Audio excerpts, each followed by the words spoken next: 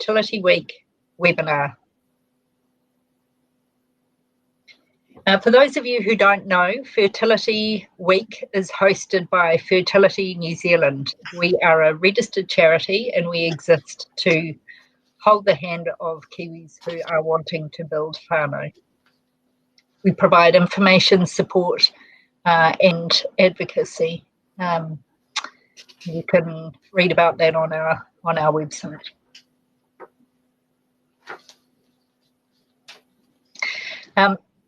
This afternoon's webinar is around donation and surrogacy with Fiona McDonald, who's really an expert in this area. So she will give a presentation of about 20 minutes. And at the end, if you have any questions, please type them into the chat box and Fiona will answer them live on screen. So without further ado, I will hand over to Fiona McDonald.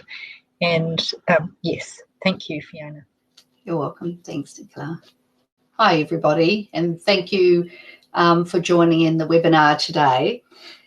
Big thank you, Nicola, to you and everyone at Fertility New Zealand for another fantastic and informative Fertility Week.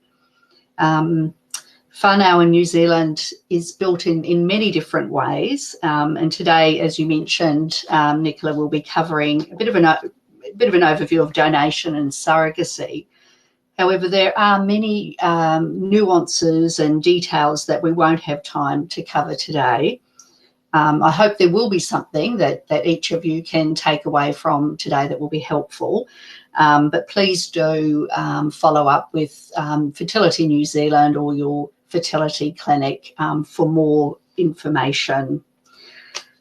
I've been working as fertility counsellor for 15 years now, and in women's health generally for over 20 years. Donation and surrogacy hasn't been a direct part of my own personal fertility experience, but I sincerely thank the many people over the years who have shared their experiences with me and from whom I've learnt such a great deal. Thank you.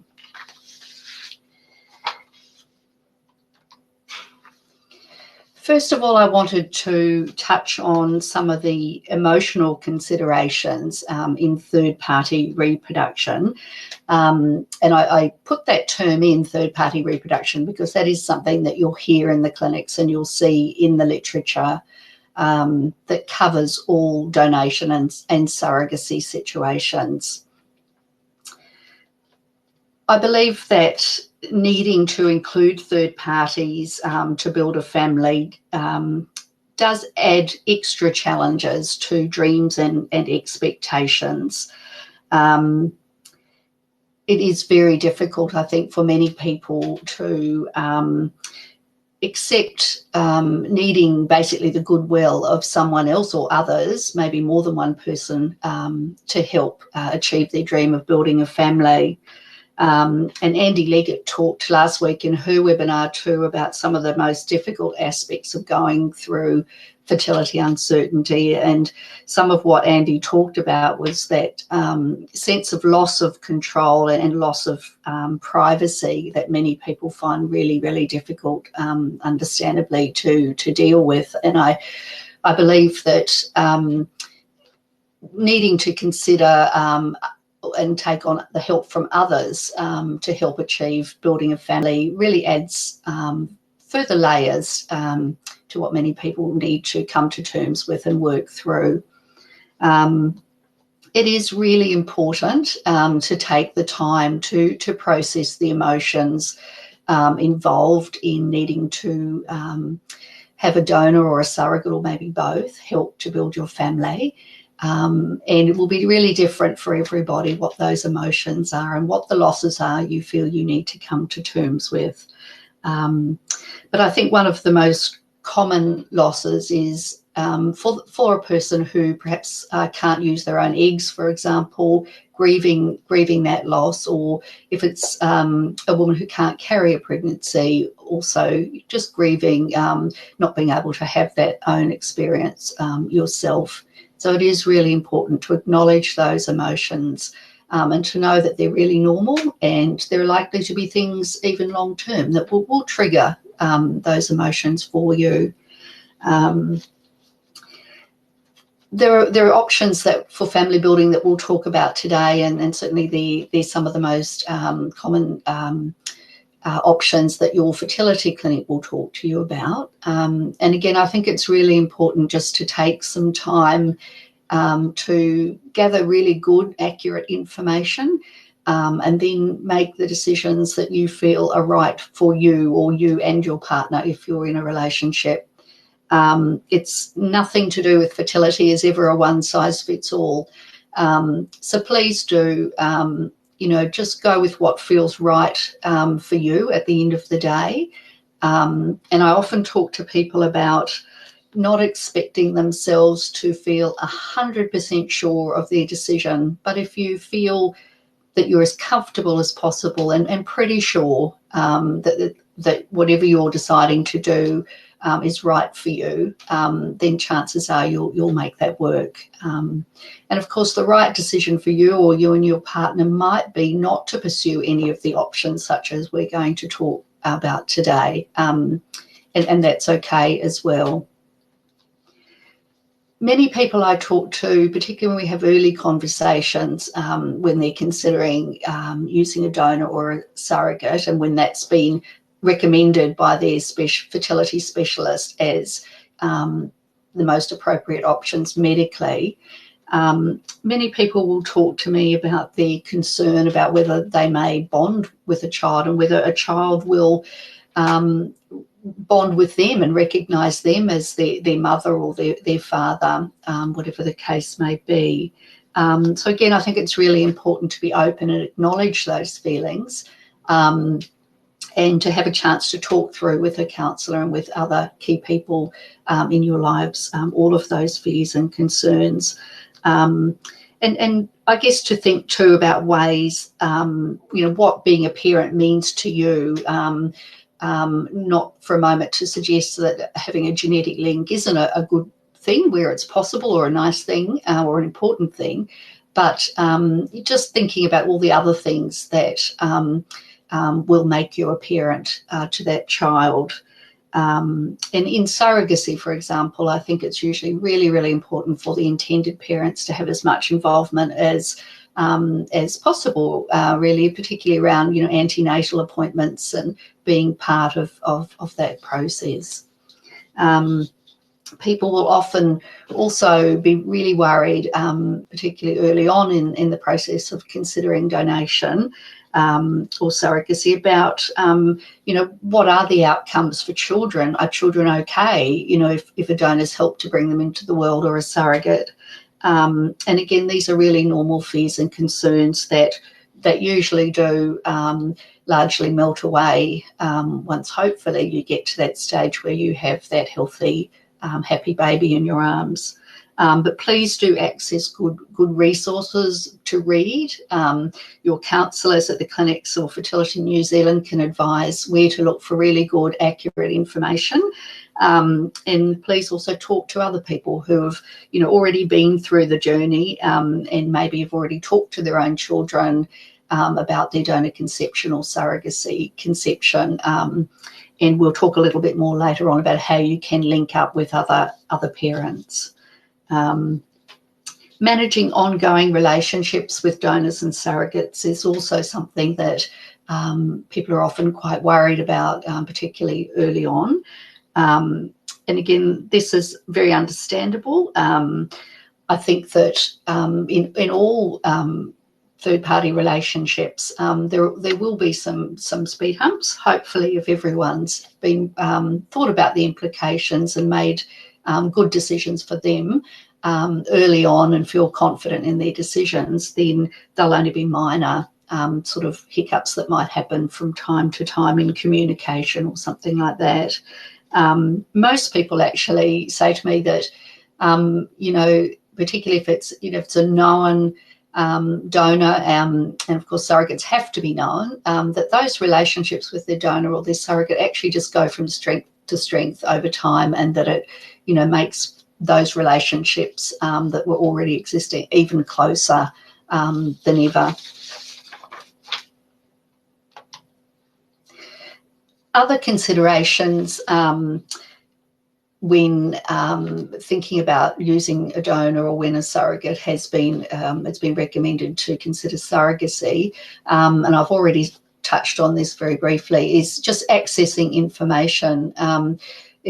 You know, so many people really struggle to find really good, accurate information that's relevant to the New Zealand setting, and sometimes have been actually given really blatantly wrong information, either online or from others. So please do check out information with your fertility specialist and fertility counsellor and with Fertility New Zealand, just to check that you're getting good accurate information and aware of what all your options are.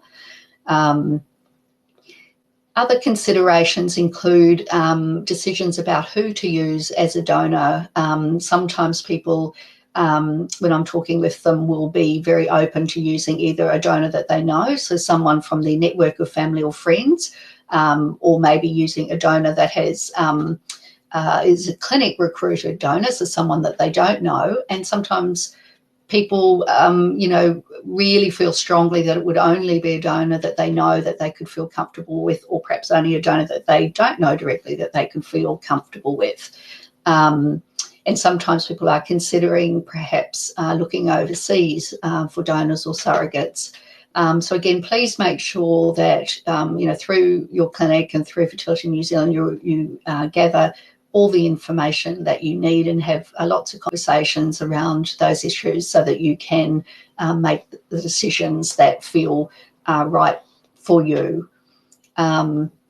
Surrogates in New Zealand must be known. You can't advertise for a surrogate in New Zealand or be matched by clinic. And I know sometimes when I meet people in those initial stages of considering surrogacy or trying to find a surrogate, they're quite surprised that the clinic isn't allowed to sort of keep a list of surrogates and match people up as we can do with, egg donors or sperm donors or embryo donors.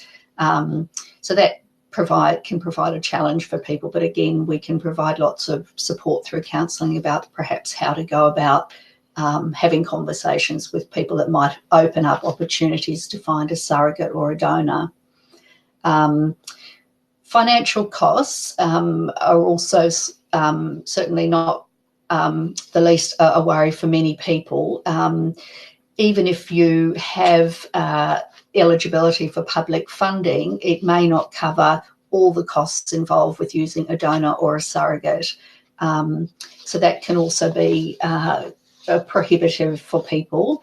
But again, please talk to your doctor and the counsellor and just ask for a quote up front and what the when things need to be paid and all of that, so that you can figure out whether it is manageable for you and have as much support around that as possible. Fertility New Zealand does recommend going through third-party programs in New Zealand rather than overseas. But having said that, absolutely, it's acknowledged that for some people going overseas may be the only option or may be the preferred option for many reasons. But some of the benefits of going through donation or surrogacy programs within New Zealand are that we do have robust medical and screening guidelines that we have to follow, as well as consent processes that are very, very thorough as well. The medical screening includes, a medical appointment, giving medical history, and also includes some screening for infectious diseases and some genetic conditions as well. In New Zealand also, it is mandatory to have implications counselling for all parties involved in donation and surrogacy, and partners need to be, if you have a partner, they need to be included in that as well. Having treatment or going through a fertility clinic within New Zealand also provides some legal protection for all parties. and that includes for future children, as there's a donor register. So if there is a birth through donation, the details for the donor and other details of that donation situation need to be kept on the donor register, which is a government central register, and a young person can access that information from a clinic or the donor register when they're 18. So there is some guarantee for children in the future, or young adults in the future, being able to get access to information. That is possible in some places overseas, but sometimes you do have to kind of push pretty hard to get that, and in some places it's not likely at all that you'll ever be able to get any identifying information about a donor, and that can be really difficult for children down the track.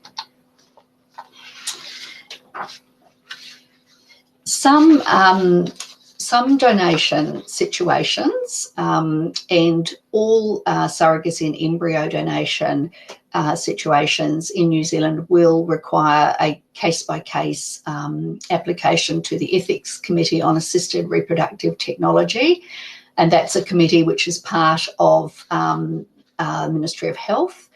We usually shorten that very lengthy title to ECAT, and you may have heard of that.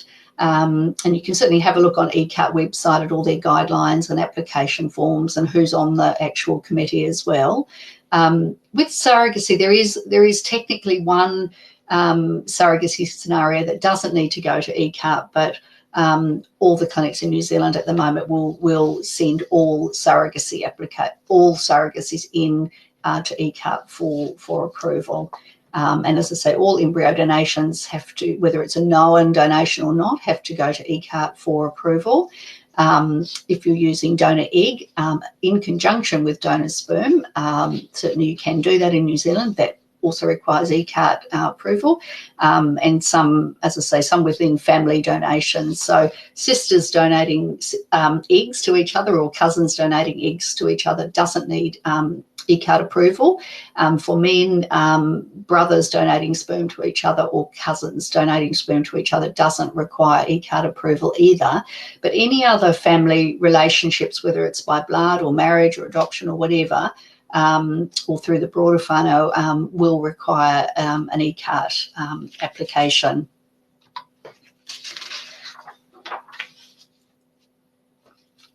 Just to talk for a moment, and I will go through this really briefly for the sake of our time limits this afternoon, but the donor for sperm donors rather in New Zealand, it's preferable that donors are under 45 years of age and are non-smokers and in good health, as you'd hope. Again, as I've already mentioned, donors may be a known donor. They may be someone from within your network of family and friends or colleagues. Clinics, all the clinics keep a waiting list of recipients needing to use sperm donors. And please be aware that you can be on the waiting list at more than one fertility clinic. That's quite a common question that I'm asked as well. So yes, you can, but you would need to check with the clinic, each individual clinic, what their requirements are to go on the waiting list. So, for example, if you want to be on the waiting list already on the waiting list at one clinic, want to go on the waiting list at another clinic, you may still need to have an initial medical and counselling appointment at the second clinic as well. If you, for example, if you're in Auckland and you have public funding linked to a clinic, but a sperm donor becomes available at a different clinic, you can ask the clinic who has the clinic donor to advocate for you to have your public funding transferred to the clinic that has the donor for you. So that's also something that I'm asked from time to time as well. But again, clinic counsellors can help advocate for you and help with that process. Clinics can help you to advertise for a donor as well, and clinics screen the responses. Donation in New Zealand is altruistic. I believe all the clinics in New Zealand now, though, are helping to facilitate some reimbursement between recipients and donors just for direct expenses related to the donation, such as travel expenses, so that donors are not out of pocket for things that are very reasonable that they shouldn't be out of pocket for.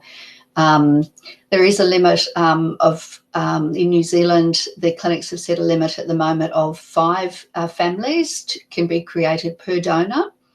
As already mentioned, if there's a live birth from a donation, that the details must be passed on to the donor register, where a young person can access that information when they're 18 and sometimes earlier than that.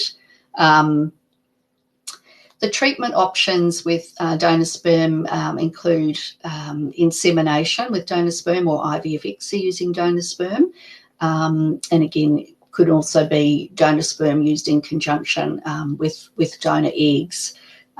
Sperm or embryos created can be stored for up to 10 years. If donor sperm or donor eggs have been used to create embryos, the recipients can't, if they have any spare embryos at the end of their own treatment, they can't further donate those embryos onto anyone else at the moment in New Zealand under the current regulations. And again, if you have been assessed by a fertility doctor and you're eligible for public funding, that may cover all or most of your expenses related to using a sperm donor. Otherwise, it will need to be privately funded. Okay, so with donor egg options, egg donors are preferably under 36, non-smokers and in good health, and their BMI for an egg donor will be considered in that medical assessment. It is preferable with egg donors because the process is more invasive and complex medically, so it is preferable that an egg donor has completed their own family, although it's not necessarily a deal breaker for an egg donor going ahead. Again, it's altruistic donation in New Zealand, but clinics can help facilitate reimbursement of essential expenses related to the donation. Known donations, again, are possible. Maybe a family member or a friend, or a friend of a friend is actually a really common scenario with egg donation. So again, just to whatever extent you feel comfortable putting the word out within your networks and asking people to kind of share that information with their networks can often really help to find an egg donor. Clinics, again, all the clinics have a waiting list for people who are needing clinic egg donors. You can be on the waiting list for a clinic egg donor or sperm donor while you also simultaneously look for your own donor. Again, clinics can help to advertise, and the limit for each donor is five families that an egg donor can help to create. But because, as I mentioned, it is obviously a lot more an invasive medical process, it's very rare that egg donors will donate that many times. Fair enough. Again, embryos created using donor eggs could be stored for up to 10 years and can't be further on donated at the end of the recipient's treatment. Can be used in conjunction with donor sperm. And it is possible in New Zealand to do surrogacy and also use donor eggs, and sometimes people do that. And in those situations, it may be that the same woman is the surrogate and the egg donor, so she will have inseminations. Or it may be, and more commonly, if egg donation and surrogacy is required, it'll be 2 different women. So there'll be an egg donor and there'll be separately a surrogate involved.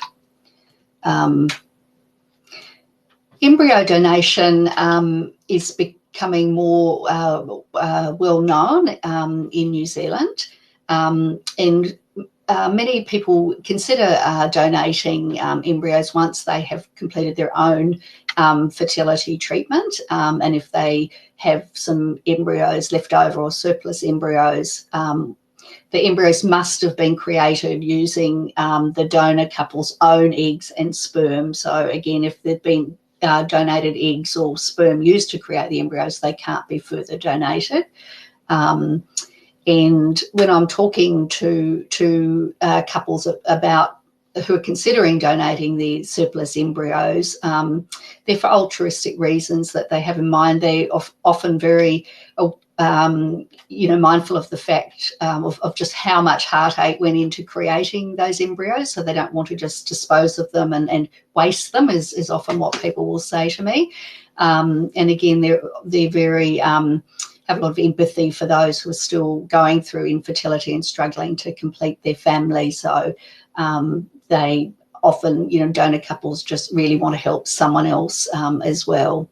In the case-by-case applications to ECAT for embryo donation, all parties involved have medical counselling and legal consultation, so it's a pretty robust process.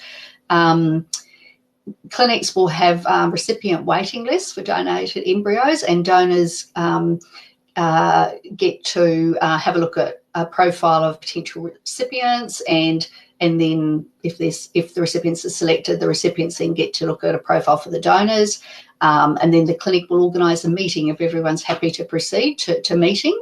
So embryo donors and recipients in New Zealand definitely have to meet and have a joint counselling session. Recipients, sometimes recipients have also looked at adoption, or are simultaneously looking at adoption as an option for them.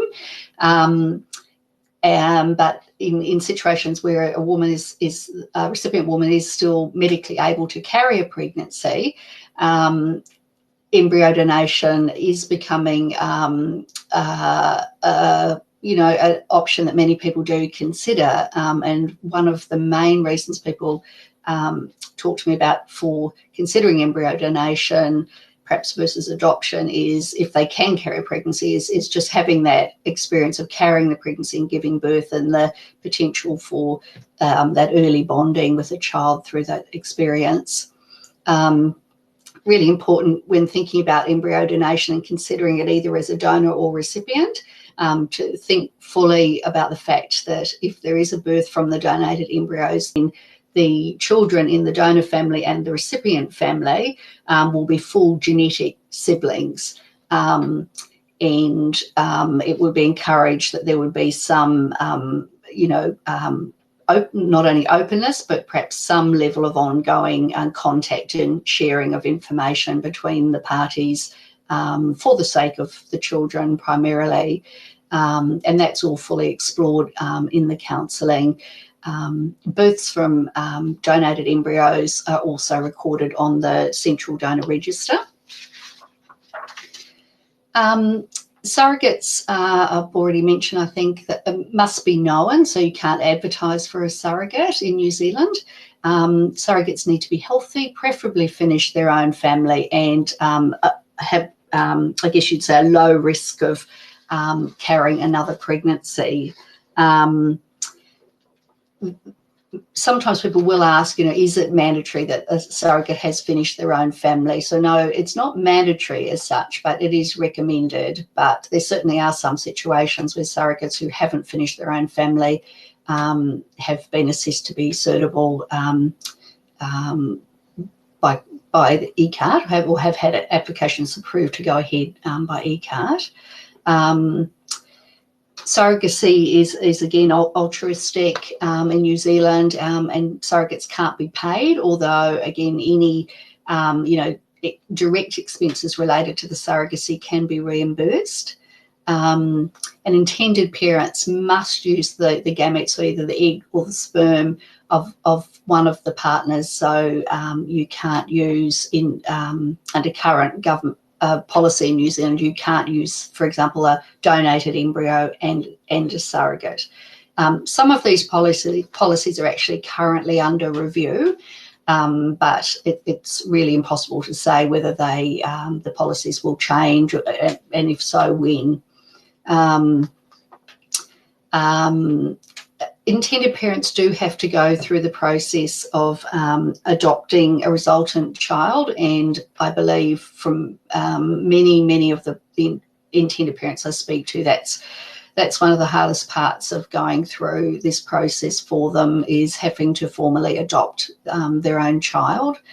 And there are costs involved, financial costs involved with that as well, that adoption process. But I guess I would say that although I hope that there will be changes around the adoption laws in the near future, the Oranga Tamariki social workers and the lawyers involved with surrogacy certainly do everything they possibly can to try and make things as smooth and as easy as possible for intended parents and the birth parental parents through the surrogacy process. But it is frustrating. They're working within an Act piece of legislation written in 1955. So yeah, it is tricky.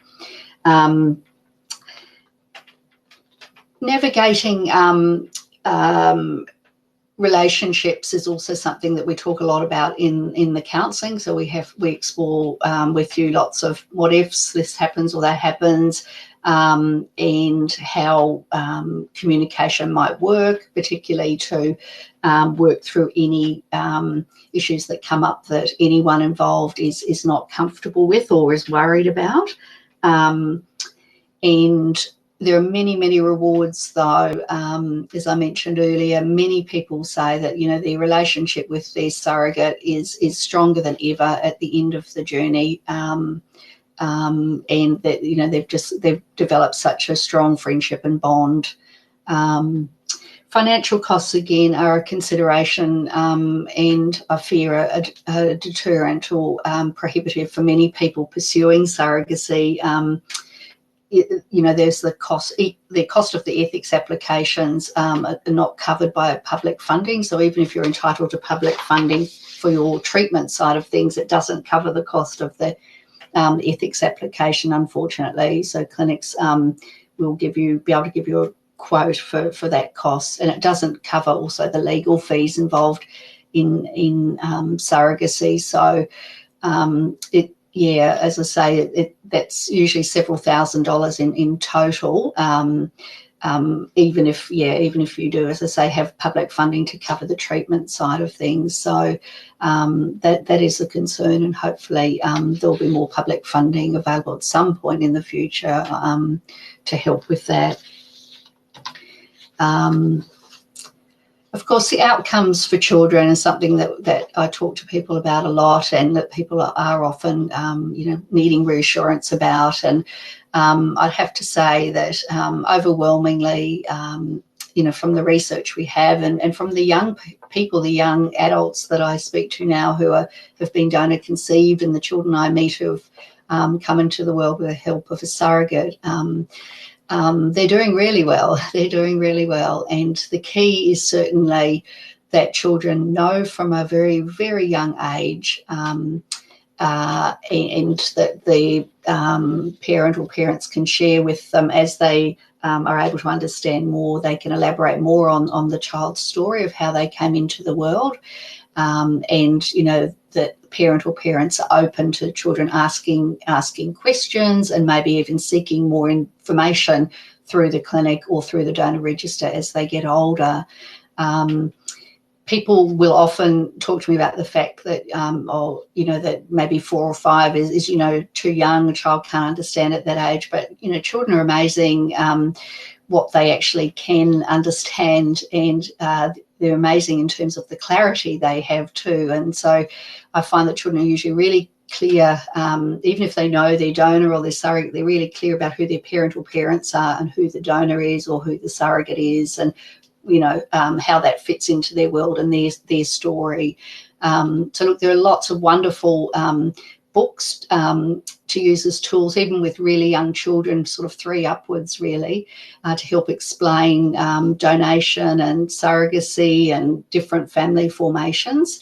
So please access those, and Fertility New Zealand certainly have, and clinics have lists of some of those most commonly used books, but there are lots of those online.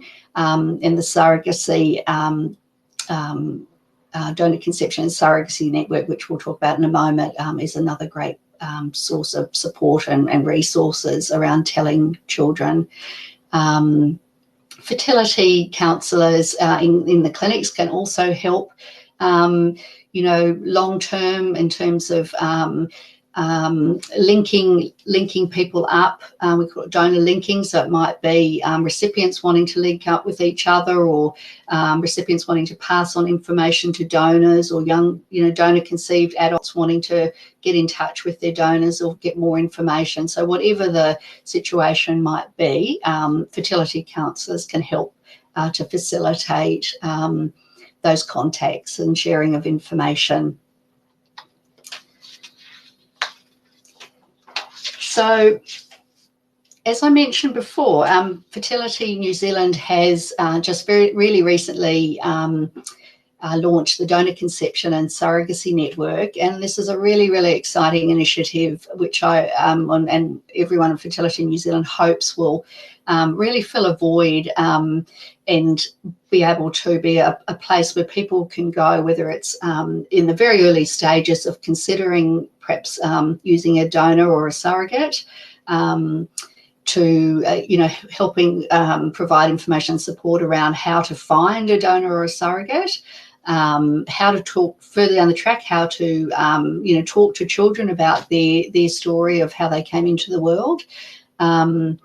And you know, there's a wonderful group of mentors who have all built their family with the help of third parties, and who are ready, willing and able to share some of their experience and tips with you. So please do reach out to the Donor Conception and Surrogacy Network, which we're also referring to as the DCSN. And you can see on your screen that if you search Donor Conception Network New Zealand in Facebook groups, you'll be able to find the group. And it's a closed group. It's not a forum for clinic staff or researchers or other health professionals to be directly involved with, although those people can, through Fertility New Zealand, get information, but not, that is a private group and meant to be just a private forum where people can really talk very openly together and get tips from others who have been through the journey. There will be a webinar in around October, November, and that will be specifically around how to talk to children and how to explain to children their story, and then build on that story and that understanding as children get older. That's something that was requested by the membership of Fertility New Zealand when Nicola sort of surveyed members. That was kind of the number one request, but please do also let Nicola or others in Fertility New Zealand know if there are other events or other particular areas of information that would be helpful through that network, and I'm sure that she'll try and accommodate that. So look, I've very much rushed through. I was keeping an eye on the time, and I've gone over time, but also felt like I've rushed through. But I would like to leave a few minutes just to see if there are any questions. And I see that there are a couple up on the screen, so just bear with me while I have a look at those. Okay, so the first question is, how do you best deal with the donation aspect if one partner is anti the idea? Look, that's not a very uncommon situation, actually. What I would really strongly recommend is, before making any decisions, is to have as many sessions as you need together with a fertility counsellor, just to explore what the fears might be, and what the options are, but mainly what the fears might be, and certainly not suggesting that the fears aren't real. They certainly are, but sometimes in talking through those fears that partner might have, it may be that they can be reassured that children, the outcomes are good for children, for example. But look, sometimes it's still, at the end of the day, will be a decision that a couple needs to, if they're going into this together as a couple, they whichever option, they need to be both on board with it. So in some situations, people don't proceed because one partner just really doesn't feel it's right for them. But certainly that's yeah, as I say, really strongly encourage as many counselling sessions as you need to try and work through that and get some resolution. But yeah, that's a really, really important question. Thank you for asking that. So when is it, the next question is, when is it best to make a decision about using a donor, i.e. at the beginning of the process or after 1 or 2 rounds? So look, sometimes people do know right at the outset really of their fertility journey that, they'll know medically they will definitely need to use a donor or a surrogate to build their family. So for example, if a woman's had perhaps, cancer treatment at a relatively, young age, maybe early in her 20s, she may already know that she's not going to be able to use her own eggs or carry a pregnancy or one or the other. But sometimes people do. I think if it's not as, I guess you could say, sort of clear at the outset as that, I think most people do find or feel they need to try with their own eggs or sperm or if it's medically possible, try carrying a pregnancy first before they can fully embrace using a donor or a surrogate. But it is different for everybody. But I guess if to make a very big generalisation, I'd have to say that for most people, if there is a chance, if the doctor, medical specialist has indicated that there is a chance with their own eggs or with their own sperm or with the woman being able to carry the pregnancy, probably for the majority of people, they do feel that they want to take that chance so that there aren't any regrets later on. But please do have a talk with a fertility counsellor again, just to help work through that. But thank you for asking that question. The next question is, can you give any advice on how to go about finding a surrogate if there isn't a family member or friend or someone you know available?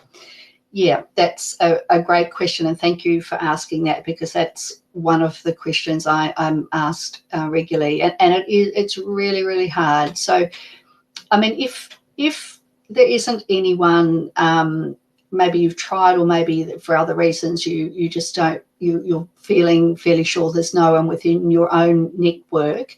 There is a website, and again, Nicola has the details, where sometimes people do meet up with surrogates, a New Zealand surrogacy website, and some people that I've met have successfully found surrogates through that website.